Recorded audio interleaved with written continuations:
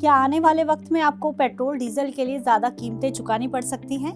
क्या तेल कंपनियां पेट्रोल डीजल की कीमतों में इजाफे का फैसला ले सकती हैं? इस सवाल के पैदा होने की वजह आप जरूर पूछेंगे।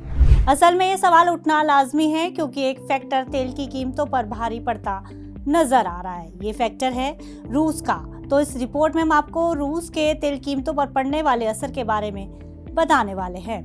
नमस्कार, मैं हूं गुंजन मित्तल और आप देख रहे हैं मनी 9। सबसे पहले पेट्रोल डीजल का हिसाब किताब समझ लेते हैं। भारत तेल की अपनी जरूरत का 85% हिस्सा इंपोर्ट करता है। अब रूस का कनेक्शन ये है कि रूस से भारत सबसे ज्यादा क्रूड ऑयल खरीदता है। इसे ऐसे समझिए कि फरवरी 2022 में यूक्रेन पर हुए हमले के बाद भारत रूस के क्रूड ऑयल का सबसे बड़ा खरीदार बनकर उभरा है।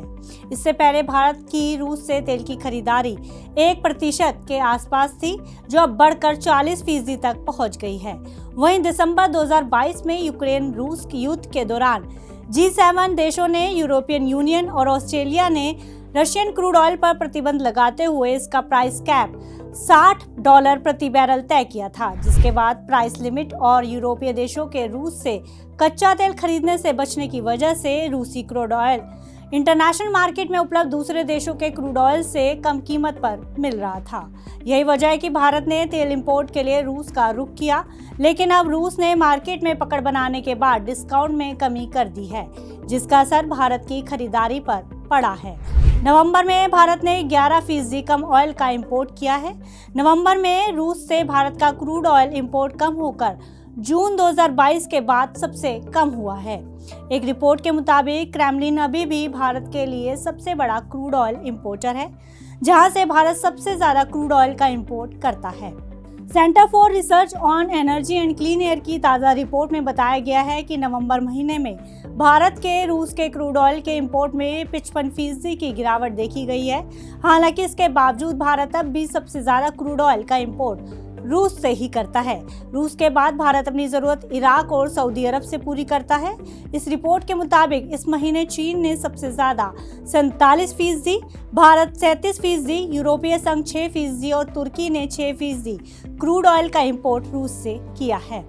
अब रूस से सस्ते तेल का इंपोर्ट घटा है, तो इससे बड़ा सवाल पैदा हो रहा है कि क्या आने वाले दिनों में ऑयल मार्केटिंग कंपनियों को तेल की कीमतें बढ़ानी पड़ सकती हैं। लंबे वक्त से देश में तेल की कीमतों को सरकार स्थिर रखने में सफल रही है।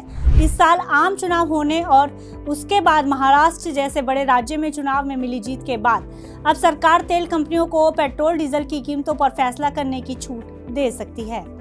रूस द्वारा भारत को मुख्य रूप से ESPO और सोकोल ग्रेड का क्रूड ऑयल बेचा जाता है। क्रूड ऑयल के अलावा भारत ने रूस से कोयले की भी खरीदारी की है।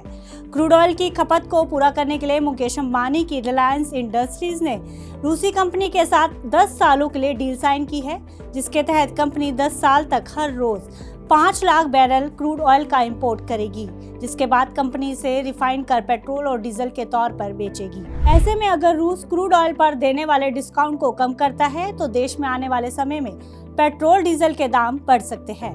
आपको ये रिपोर्ट कैसी लगी जरूर बताइएगा और बने रहिए मनी 9 के साथ।